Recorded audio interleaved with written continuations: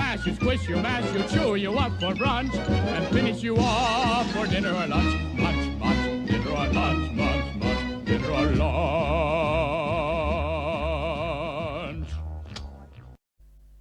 Hola a todos, bienvenidos a Filosofía Clase B, yo soy Oscar.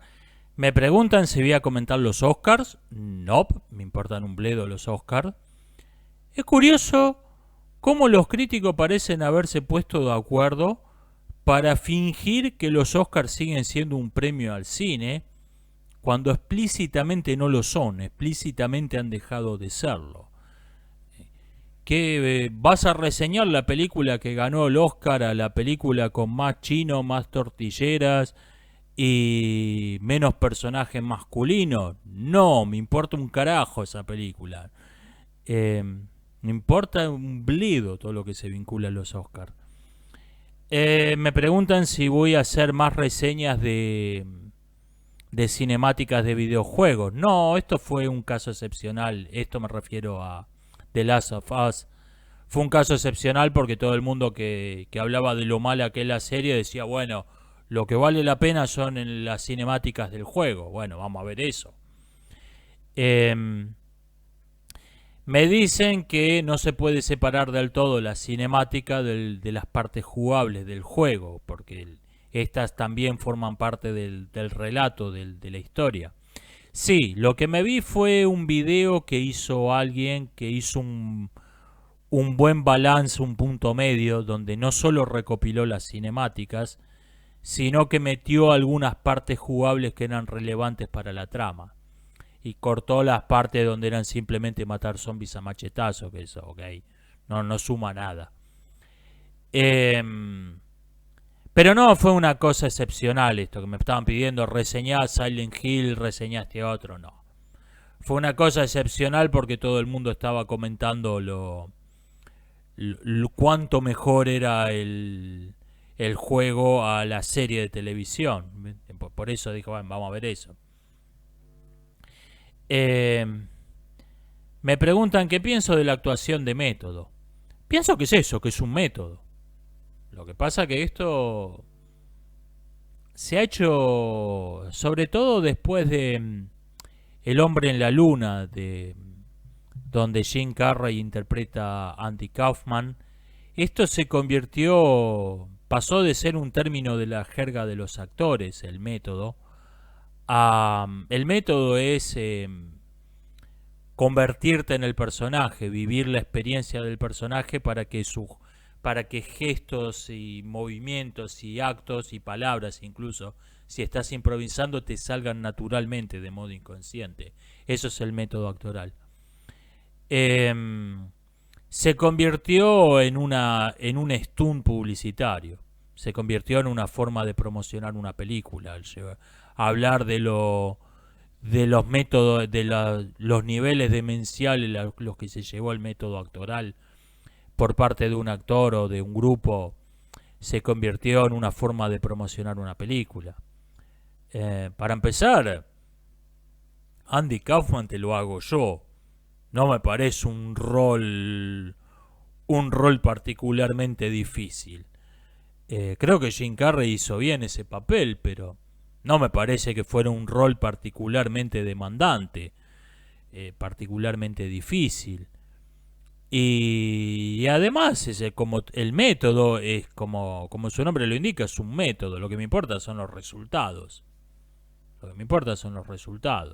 Hay actores que desprecian por completo el método, construyen a su personaje totalmente desde afuera. Cada gesto, cada movimiento es totalmente consciente, totalmente intencional.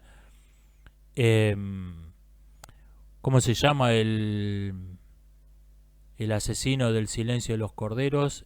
No el personaje, el actor. Se me hizo una laguna. Bueno, ese actor, que es uno de los mejores actores de la historia del cine, no usa el método actoral, es totalmente... Cada gesto, cada movimiento está pensado.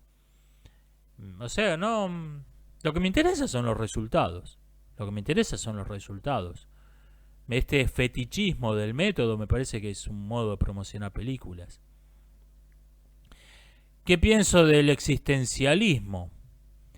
Creo que es una filosofía muy defectuosa, que es conocida sobre todo por su influencia en la literatura. El existencialismo dice que no existen las proposiciones universales, que todas las proposiciones son existenciales. Esto, para empezar, es claramente falso. 2 más 2 son 4 no es una proposición existencial. Y lo que pasa con esta filosofía es que hizo explícita, de modo riguroso como doctrina filosófica, la que fue por siglos la filosofía implícita de la literatura. En la literatura, Tiresias es fatalista, Yocasta cree en el libre albedrío y Sófocles te presenta las dos posturas como igualmente válidas. Esta fue la filosofía tácita de la literatura por siglos.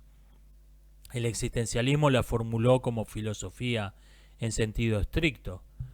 Y tiene dos problemas mayores esa filosofía. Por un lado, niega todas las proposiciones éticas, porque las proposiciones éticas o son universales o no son nada. No matarás te lo convierten en no matarás a algunos. Y no por casualidad, si buscamos cualquier foto de cualquier filósofo existencialista, no va a aparecer parado al lado de un tirano. Es algo que los manuales de filosofía tratan de barrer bajo la alfombra o pretender que es una pura coincidencia. No me parece, me parece que la afiliación política de tipos como Sartre o Heidegger era perfectamente coherente con esa filosofía. Y por otra parte, esa filosofía incurre necesariamente en el relativismo y por lo tanto cae en la misma paradoja que todas las filosofías relativistas.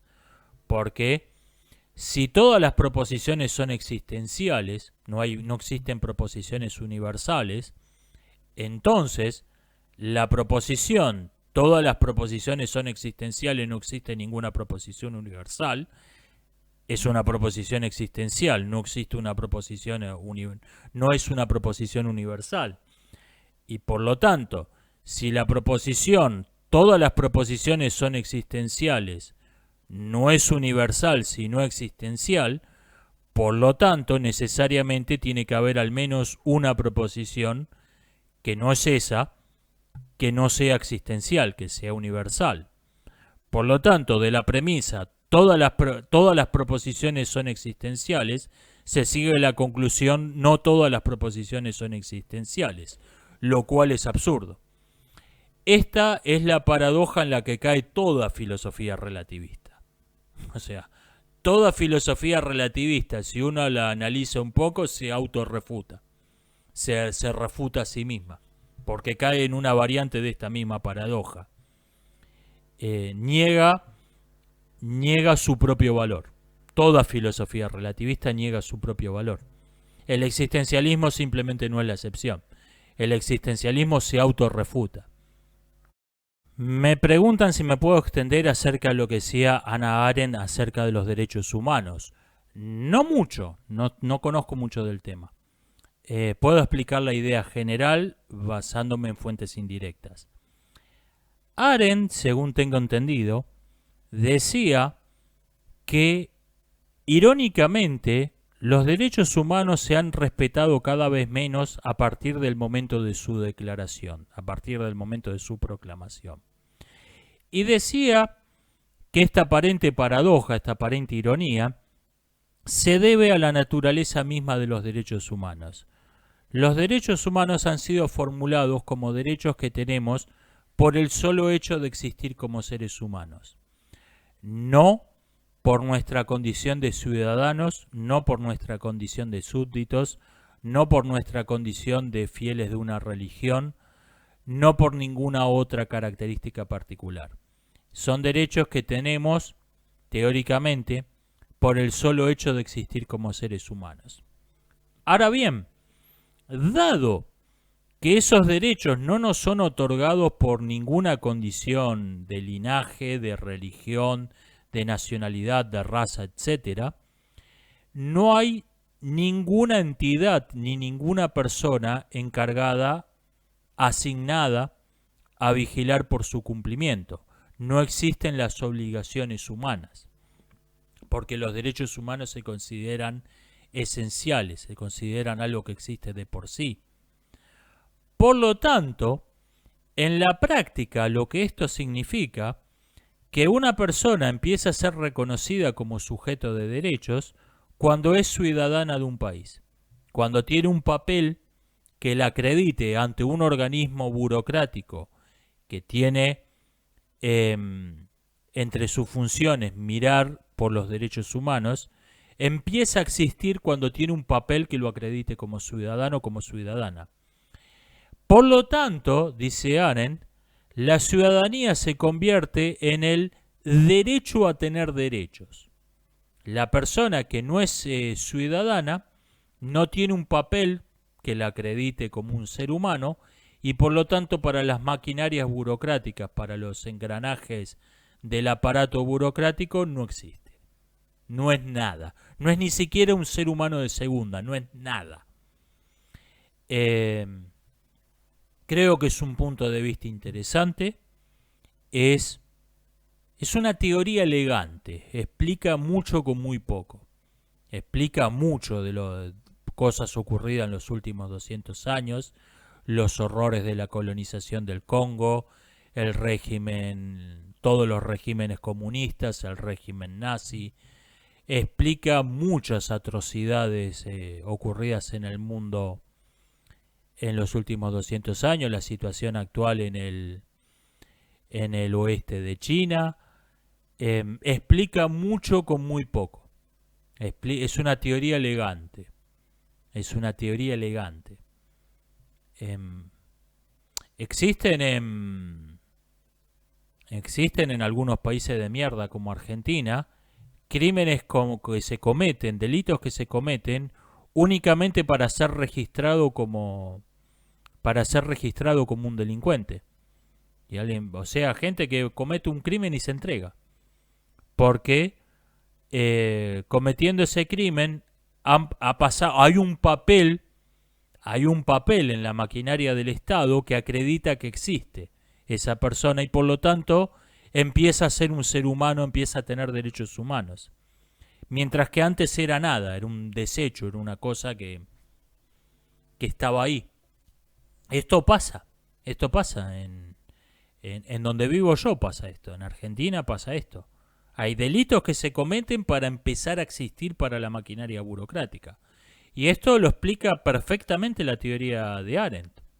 La teoría de Arendt lo explica perfectamente esto. Que suena paradójico. ¿Por qué alguien va a cometer un crimen para ser arrestado? ¿Cuál es el punto? Pero en realidad tiene sentido. Me dicen sobre la idea de la libertad para ser lo que uno debe ser y el desprecio de la idea de la libertad como un capricho, como una pataleta. Me dicen que podría ser un argumento reversible. Por ejemplo, alguien podría decir que lo que debe ser es que el Estado te inyecte un medicamento sin consultarte, sin pedirte permiso, sin respetar tu derecho a decidir sobre tu propia salud y trate a los que no se lo quieren inyectar como gente caprichosa que está haciendo una pataleta. Como sofisma retórico, sí, se puede invertir, pero en realidad esto es falso.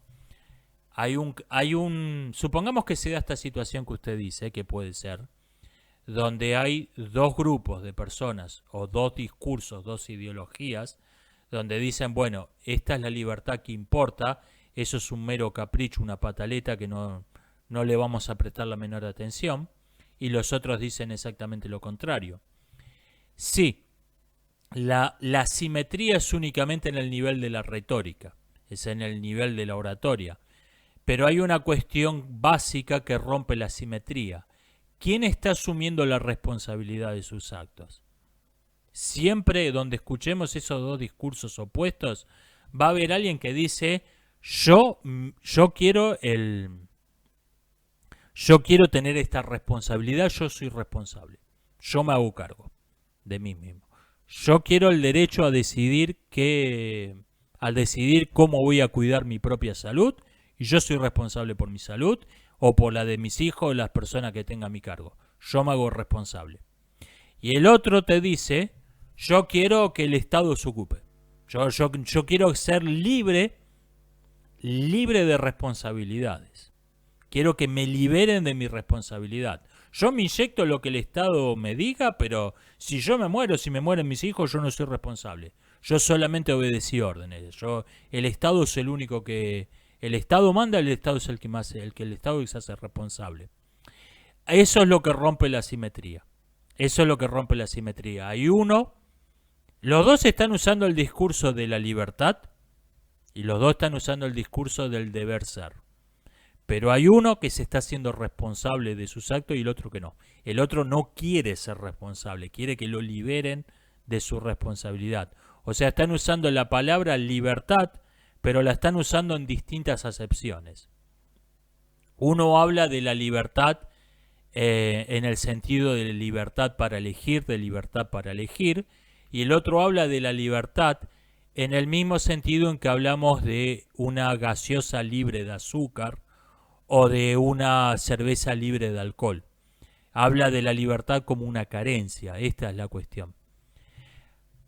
Todos los movimientos pseudo-liberadores de los últimos 60, 70 años han invariablemente usado esa acepción de la libertad.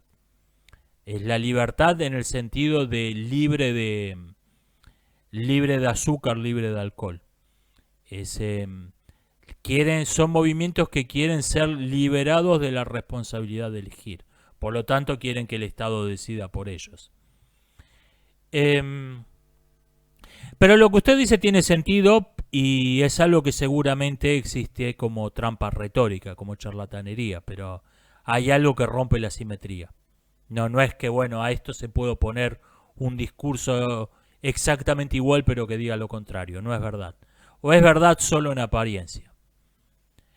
Mejor película de aventuras, Indiana Jones, por supuesto. ¿Qué es la derecha? ¿Qué partidos o movimientos políticos constituyen la derecha? Bien, la derecha por siglos fue la posición política por defectos, hasta que apareció la izquierda. Entonces, para definir qué es la derecha, por eso nadie la llamaba derecha, porque era lo que había. Vamos a definir cuáles son las ideas que definen a la izquierda, que yo creo que son dos.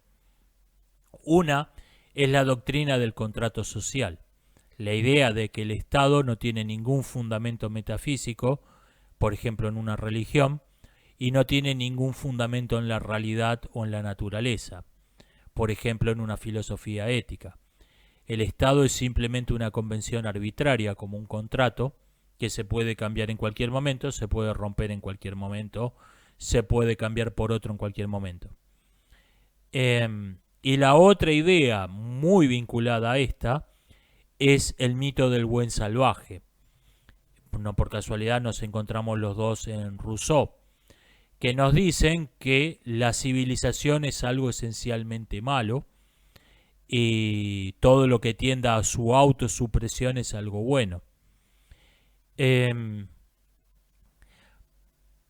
Por lo tanto, la derecha es la corriente de pensamiento político que rechaza esas dos ideas o rechaza al menos claramente una de ellas.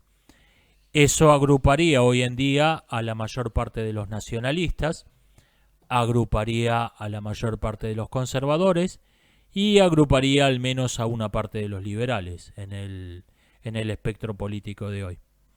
Esa vendría a ser la derecha actual. ¿Dónde me sitúo yo dentro de este criterio, de este criterio de clasificación? Yo me considero de centro derecha. Creo que soy de derecha porque las ideas que definen a la izquierda, el buen salvaje, el contrato social, me parecen notoriamente falsas. Sin embargo, creo que han salido algunas buenas ideas de esos postulados filosóficos falsos. Han salido algunas ideas pragmáticas buenas, como la división de poderes y otras por el estilo, la separación de la Iglesia y el Estado, entre otras que me parecen buenas ideas, y por eso creo que, sin dejar de negar sus fundamentos filosóficos, creo que como de modo pragmático podemos incorporarlas a la práctica política. Por eso soy de centro derecha. Tengo algunas ideas de izquierda, forman parte de mi pensamiento, sin dejar de ser esencialmente de derecha. Me preguntan, ¿hay algún político actual que me simpatice? ¿Apoyo a algún partido político? Sí. En mi canal yo abiertamente llamé a votar por un candidato en una elección. Hice abiertamente campaña, gratis, No fue una publicidad paga en medio de un video. Después ya no. Ya se hizo algunos amigos ese político que ya no me agradan tanto. Y yo he dicho que en otros países apoyaría. En otros países yo apoyaría algunos movimientos políticos. Yo en otros países sería militante político. Si yo fuera norteamericano sería un Proud Boy. Si yo fuera colombiano sería uribista. Si yo fuese salvadoreño apoyaría a Bukele, etcétera. Yo no soy apolítico. Lo que pasa es que no voy a apoyar a alguien que no me representa. Porque, bueno, es lo que hay. No. Es lo que hay, es la filosofía que llevó al kirchnerismo al poder. No. De ningún modo. No. En este momento, en Argentina, no hay un solo partido que me represente. Y yo soy un tipo que tiene un canal de YouTube, que no soy un tipo que vive en un sótano. Tengo un canal de YouTube que tiene cerca de 20.000 seguidores. Cada uno de mis videos lo ven más de 1.000 personas cómodamente. El que menos vistas tiene 1.500. O sea, debe haber unos cuantos miles de personas que piensan parecido que yo. O sea, es un síntoma que a mí no me represente nadie. Hay un target, hablando en la jerga de la publicidad, al que no le está llegando nadie. A mí no me representa el oficialismo, no me representa el partido del único zurdo en la historia que le dio una hernia, no me representa el PRO, no me representa Milei, no me representa Centurión, no me representa el Frente Patriótico, no me representa la Izquierda Unida, no me representa nadie. Hay un target que debemos ser varios miles de personas a los que no nos está llegando nadie. Ni un poquito. Es lo que me interesa decir sobre el tema. Yo no tengo que adaptarme a la ideología de un partido, yo no tengo que adaptarme a un líder, yo no tengo que adaptarme a un movimiento. Los políticos tienen que competir por mi apoyo. Así funcionan las cosas. Así funciona. Y en este momento no me representa nadie. Yo no he ido a votar desde el golpe de Estado del 2001. La última elección presidencial para la que voté lo voté a De la Rúa. Mis disculpas por ello con mis conciudadanos. Lo voté a De la Rúa, me hago cargo. Desde el golpe de Estado del 2001 no volví a votar. Y fui a votar en una elección a un candidato a senador. Y nada más. Hace 20 años que no me representa nadie en Argentina. Y soy alguien que no soy apolítico. No me interesa participar en la política argentina. No me interesa ir a votar. No me interesa hacer campaña por nadie. Porque nadie me representa. Cuando alguien me represente, si hay un partido en Argentina, un movimiento político análogo a los Proud Boys, ahí me van a tener. Ahí voy a estar firme. Me preguntan qué pienso de la corrupción, cómo solucionarla. Vea, hay una cuestión que se dice pocas veces respecto de la corrupción. La corrupción ocurre cuando un funcionario de una institución burocrática hace algo que no apunta al fin de esa institución, que no es coherente con los propósitos, con los objetivos de esa institución, sino que obra movido por su propio interés personal, por un soborno, por obtener un ascenso, por meter un pariente dentro de la estructura burocrática, etc. Está mirando no por el objetivo de la estructura burocrática, sino por su propio interés privado. Eso es la corrupción.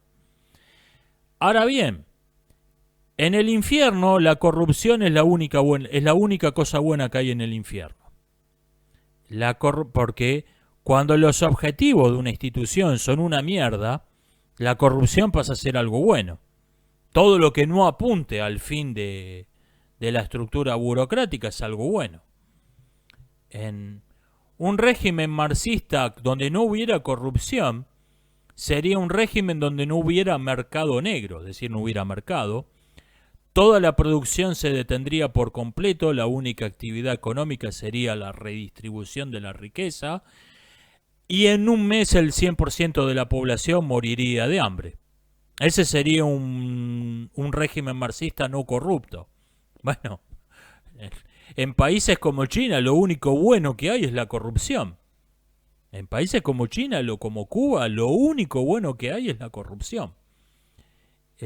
Porque los fines son nefastos, los fines son siniestros. Así que la corrupción no siempre es un problema a solucionar. El problema principal siempre tiene que ser ¿esto está apuntando a un buen fin? Esta institución, esta estructura burocrática, esta organización, lo que sea, ¿está apuntando a un fin que es deseable? Ese es el asunto principal. La corrupción es algo secundario. La corrupción es algo secundario. Una vez que solucionamos el problema principal, sí, esta es una institución que está apuntando a un buen fin y está logrando algo bueno, pero hay manzanas podridas dentro del cajón, ok, ¿cómo eliminamos esas manzanas podridas? Ese es el problema secundario. Lo que no podés es ver ese problema secundario como si fuera el único problema que existe. Esto es un error muy frecuente. Creer que ese problema secundario menor es el problema principal. ¿Es la causa de todos los males en una sociedad la corrupción? No. A veces hay sociedades que existen gracias a la corrupción, que sin la corrupción se morirían de hambre en un mes. En los países socialistas le llaman el mercado negro al único mercado que existe, el único mercado real que existe. Técnicamente es corrupción. Técnicamente es corrupción porque el régimen niega su existencia.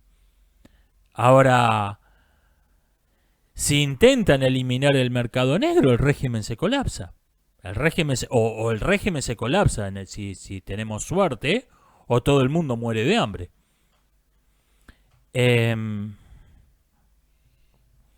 Me dicen que en La Sirenita del Mar Negro el príncipe va a ser blanco, así que va a haber un chico blanco con una chica negra. Sí, pero esto te indica que van a cambiarle el final.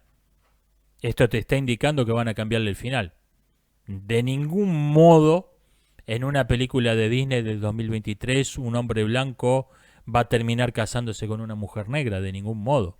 La igualdad es al revés.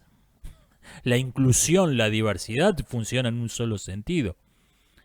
Me dicen que en Sonic esto pasó, que hay un varón blanco con una mujer negra. Sí, pero Sonic es Sony, es Corea. En una película de Warner Brothers o de Disney, never. Esto jamás. Me preguntan por qué es esa hostilidad a los pelirrojos en Hollywood. Vaya uno a saber. La hostilidad a los pelirrojos es algo que está en varios escritos ocultistas, como los de Nostradamus, los de Madame Blavatsky y otros charlatanes por el estilo. Y esos tipos son muy influyentes en estas sectas de chiflados que controlan el detrás de la escena de Hollywood. Así que no me extrañaría que venga por ese lado. En todo caso, las verdaderas razones de las políticas de segregación racial nunca te las van a decir en público. Lo que te dicen en público es la charlatanería de los actores o las prostitutas de los mass media. Lo que te dicen es la charlatanería de la diversidad, la inclusión y los fóbicos racistas que se oponen a la diversidad y la inclusión. Las verdaderas razones de las políticas de segregación racial no te las dicen nunca. Ni sueñes con que te vayan a decir la verdadera razón. Viendo a qué autores leen y habiéndole pegado un vistazo a esos autores, pues es razonable suponer que viene por ese lado. Que viene por este lado de chiflados como Madame Blavatsky, como Nostradamus, por ese lado, que son muy populares en la gente que pesa fuerte en los estudios de cine de Hollywood. Estuve viendo el video del Picalibro acerca de la sirenita de DreamWorks y dijo dos cosas interesantes. Una, que es verdad que el personaje de esta sirena de DreamWorks se parece a Ariel, a la verdadera Ariel de la sirenita, pero es la villana. Ojo con eso, es verdad. Y la otra cosa que me llamó la atención es que comentó que esa película es posible gracias a que Disney diluyó su marca. Disney degradó su propia marca. Y tiene razón, me parece. Si yo el año pasado, en 2021, digamos, hacía un video de YouTube con una sirena joven, pelirroja, de pelo ondulado, con un vestido verde, me caían, pero una denuncia, una demanda así me metía a Disney. Me partía, tenía que vender un riñón y le seguía debiendo plata a Disney. Ahora no, porque sí, es una sirena pelirroja con un vestido ondulado y con el pelo ondulado y ¿qué? Si Disney dice que eso no es relevante, si Disney dice que el personaje de Ariel no está definido por su color de piel, por su color de pelo, y es una sirena pelirroja la mía, ¿sí? Y que la sirena no las inventó Disney. O sea, ahora podés hacer lo que hace 2 años te partían al medio los abogados de Disney. Ahora lo podés hacer gracias a que Disney degradó su propia marca. Interesante punto este. Lo que yo noté es que es un retroceso a la DreamWorks de los 90. O sea, DreamWorks se fundó a base de trolear a Disney. Disney te sacaba Toy Story, te sacaba DreamWorks, la de los juguetes bélicos, ¿cómo se llamaba? Small Soldiers. Disney te sacaba Box y Bichos, y DreamWorks te sacaba Hormiguitas, que eran la misma premisa, pero apuntándole a un target un poco distinto que no estaba convencido con lo que había hecho Disney. Esa era la fórmula de DreamWorks. Pero después dejaron de hacer eso. Después empezaron a hacer su propia cosa. A mí nunca me convencieron, más allá de la técnica de animación, que es estupenda. Perdón. A mí nunca me convencieron. Pero eso es lo suyo. Y les fue muy bien. Y esto lo veo como que volvieron a Hormiguitas. O sea, si estabas jugando en otra liga, ¿por qué te fuiste al descenso solo? No me convence. Creo que van a ganar unos dólares con esto, pero no me parece algo para aplaudir lo que está haciendo DreamWorks. Me dicen, si las virtudes de una mujer se pueden definir por ser una buena madre, o ser en potencia una buena madre, las virtudes del varón se tendrían que definir por ser un buen padre en acto o en potencia. Tiene sentido. Fíjese en expresiones como padre de la patria o padres fundadores, que está esta idea del hombre virtuoso como un padre, como un padre a otra escala. Tiene sentido. Me dicen si me enteré que en España están muchos hombres haciendo... Pusieron una ley delirante de género donde podés ir al registro de civil y decir, mira, soy mujer, dale. Bueno, toma un documento que te acredita diciendo que son mujeres y están colapsados los registros civiles porque todo el mundo se está haciendo mujer. En Argentina es un poco más complicado el trámite, pero se puede hacer y yo pienso hacerlo. Cuando me falten un par de años para jubilarme me voy a convertir en Oscara. Pero póngale la firma. Si esta locura no se terminó antes, que es muy probable, y si no cambian las leyes para que somos todos iguales pero te jubilás a los 70 años, si todo sigue como hoy, cuando me falta un año y medio para jubilarme, yo me hago Oscara, por supuesto. Voy a pasar a disfrutar de los beneficios de la opresión heteropatriarcal, desde luego. Y en España yo ya estaría ya en el registro civil. Me preguntan si comenté el asunto del ajedrecista Hans Niemann, qué pienso de esa polémica. Subí un video a mi canal terciario Pensando el Ajedrez, explicando cómo se puede hacer trampa en un torneo moderno, que obviamente no es un tutorial.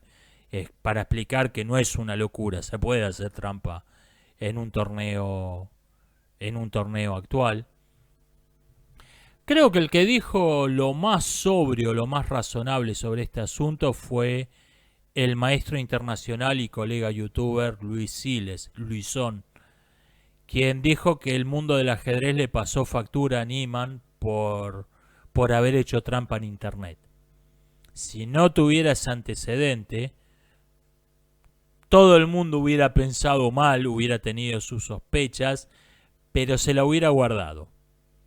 Lo que pasa es que como tiene los antecedentes de haber hecho trampa, de haber sido baneado en un sitio web por tramposo,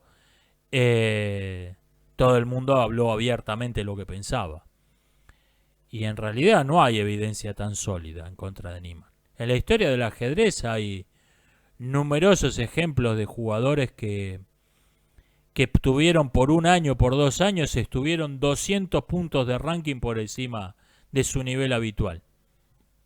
Varios casos. Y no había Stockfish.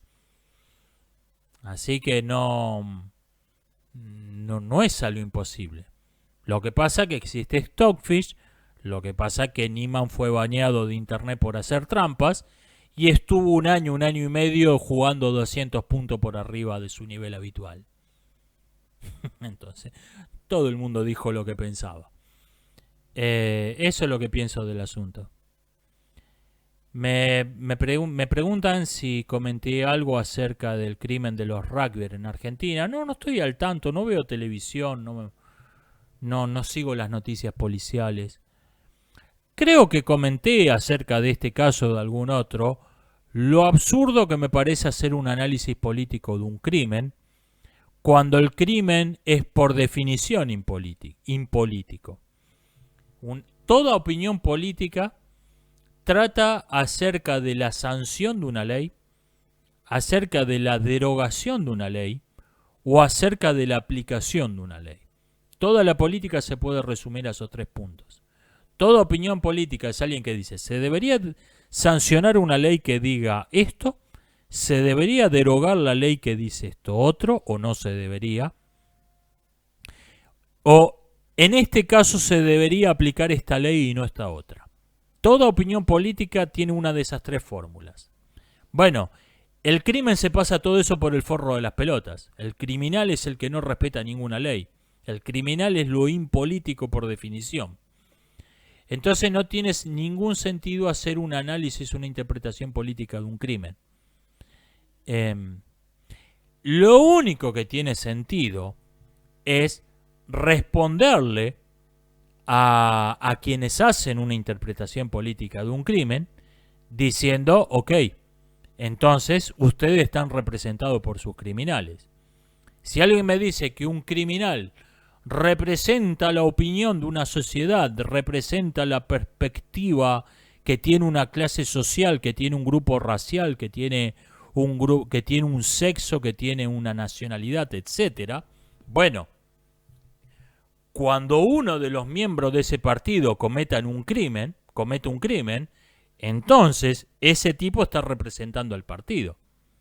El partido que dice que los criminales son los representantes, los voceros de la opinión de un grupo social, está representado por sus criminales. Cuando uno de sus miembros de ese partido comete un crimen, no puede decir, bueno, no, pero este tipo es un criminal, no, nosotros no defendemos esto. No. Tu partido está diciendo que los criminales son los representantes legítimos de un grupo.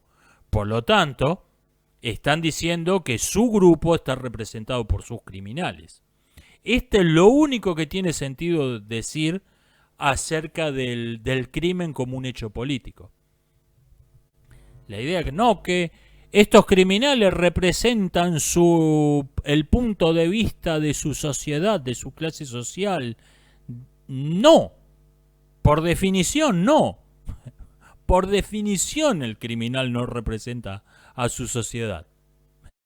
Me dicen, estuve leyendo lo que dice Freud acerca de las perversiones sexuales y me preguntan, ¿cómo puedo hablar del tema con alguien que no está dispuesto a escuchar? No lo haga. ¿Por qué va a hablar con alguien que no está dispuesto a escuchar? Es una pérdida de... Usted misma está diciendo lo que no funciona acá. Vea, usted puede estar abierta a hablar con todo el mundo. Usted puede estar abierta a escuchar a todo el mundo. Pero no puede estar abierta a que todo el mundo la escuche, a que todo el mundo le hable. Esto es algo que yo aprendí gracias a mis canales de YouTube. En los primeros tiempos de filosofía de película, la caja de comentarios era mucho más heterogénea, a pesar de que éramos menos personas. Participaba gente que dejó de participar, con puntos de vista muy distintos. Y yo estaba muy orgulloso de esto, sin darme cuenta de que era algo que no dependía de mí. Que me estaba jactando de algo que no podía controlar. ¿Qué pasa? Que yo sigo estando acá, todo el mundo comenta lo que quiere, sigo estando abierto a escuchar a todo el mundo, sigo estando abierto a hablar con todo el mundo, pero me encontré con que varias personas me dicen, sí, yo me encanta tu canal, estoy dispuesto a participar acá, me encanta comentar. Tenés que bloquear a este otro, no quiero que este otro participe. No. Sí, me gustan tus videos, está todo bien con vos, pero tenés que dejar de decir esto, tenés que empezar a decir esto otro. No. Y esas personas se fueron. Hay gente que forma parte de grupos demográficos, hay gente que forma parte de grupos ideológicos que dejaron de participar. Y entonces me di cuenta de que esto no es un problema que tenga que solucionar, porque eso nunca estuvo en mi control, nunca estuvo en mi poder. Del mismo modo que yo no tenía ningún motivo para jactarme de lo heterogénea que era la audiencia de mi canal, tampoco tengo ningún motivo para preocuparme, para avergonzarme porque ha dejado de serlo. Uno puede estar, este es el sofisma del estar abierto de mente. Uno puede estar abierto de mente a hablar con todo el mundo, a escuchar a todo el mundo, pero no puede estar abierto a que todo el mundo le hable, a que todo el mundo lo escuche, porque esto no lo controla. Uno no tiene poder sobre eso. Y la otra pregunta que me hace es ¿cómo defender la verdad acerca del origen de ciertos trastornos mentales sin contradecir el principio de todos somos iguales ante la ley? es que no existe ninguna contradicción entre la verdad y el principio de igualdad ante la ley. Esto es totalmente falso. Usted está viendo una oposición, una antítesis donde no la hay. O sea, una pared la pintamos de verde o la pintamos de otro color, la pintamos de no verde. Bueno, ahí hay una oposición, hay que hacer una de las dos cosas. Pero pintamos la pared de verde o cambiamos la heladera, no es una oposición. Nada le impide hacer las dos cosas o ninguna. De hecho, yo pienso que hay una hay una contradicción entre la igualdad ante la ley y la mentira. Este es el tema de un ensayo que tengo en borrador. Una sociedad fundada sobre una mentira necesariamente tiene que ser un régimen de castas. Necesariamente, no puede haber igualdad ante la ley en una sociedad que se funda en una mentira. Porque en una sociedad fundada en una mentira, tienden que haber una clase de personas que conocen la mentira y que hablan entre ellos sabiendo que la mentira es mentira y diciendo que la mentira es mentira. Y tiene que haber otra clase de personas que bien cree la mentira, cree que la mentira es verdad, o bien sabe que la mentira es mentira, pero no puede decirlo abiertamente, no tiene el derecho, no tiene el poder para decir que el pan es pan y el vino es vino. Una sociedad fundada en la mentira necesariamente tiene que ser un régimen de castas. O sea, sí habría una contradicción entre la igualdad ante la ley y la mentira, no entre la igualdad ante la ley y la verdad. En todo caso, no hay contradicción entre la igualdad ante la ley y la verdad. No es verdad que uno tenga que elegir decir la verdad o defender la igualdad ante la ley. Esto es mentira. Me dicen, comenté que la película Ven y Mira, o también subtraducida como Venga y Vea, es una película de propaganda. ¿Me puedo extender al respecto de esto? Venga y Vea es una película filmada por un ministerio de la propaganda. Decir que una película filmada por un ministerio de la propaganda es una película de propaganda no debería ser algo más complicado de explicar ni más polémico que decir que Iron Man es una película de Marvel. Sí, lo es por definición. Película ridículamente sobrevalorada, Venga y Vea, lo mismo que las de Tarkovsky, lo mismo que las de Eisenstein. Son películas que han sido puestas ridículamente en un pedestal para pretender que hubo un cine de calidad, un cine que estuvo a la par del cine de Hollywood, en donde no lo hubo. Son películas que están absurdamente sobrevaloradas. Me preguntan, porque compartí un folleto de unos charlatanes que hablaban del sexo alienígena. ¿Qué pasaría en las películas?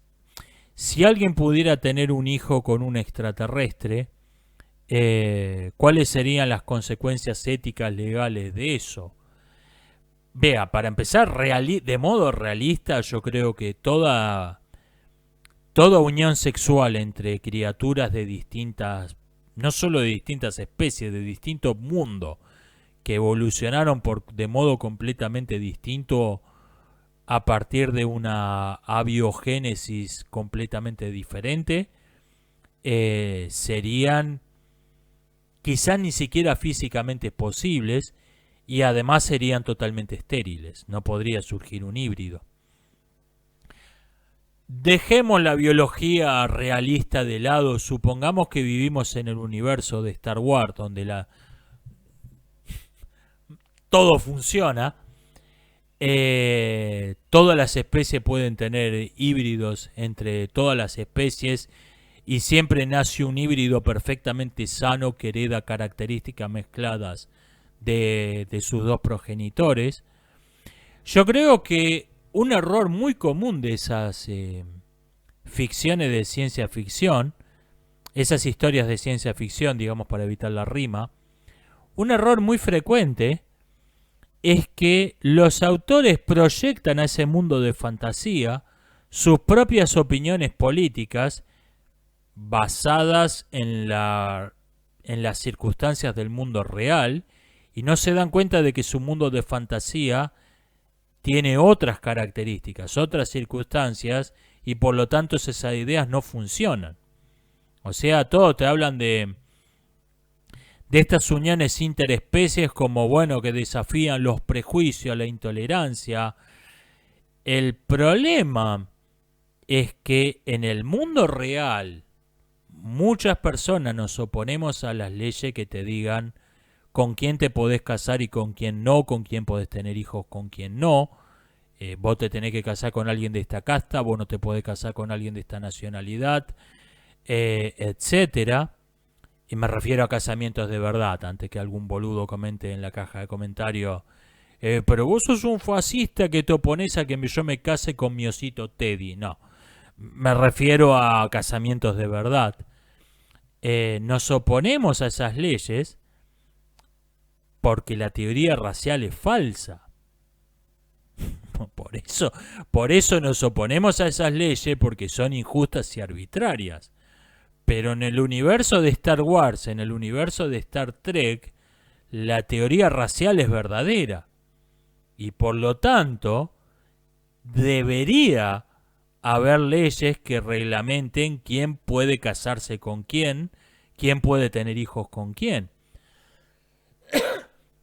Este me parece que es un error que cometen muchos escritores, que simplemente proyectan sus ideas políticas al mundo de ficción y no se dan cuenta que ese mundo de ficción tiene otras reglas, tiene otras características, y por lo tanto debería tener otras leyes. En un universo donde la teoría racial sea verdadera, tiene que haber leyes raciales que reglamenten quién se puede casar con quién. Este creo que es un error que cometen muchísimos escritores de fantasía, de ciencia ficción. Y bueno, pero en el mundo real, suponiendo que alguien se quisiera follar a un extraterrestre, se quisiera follar a ET, esa unión sin duda sería estéril, siendo con una biología realista. Esto ha sido todo por hoy, nos estamos viendo hasta la próxima.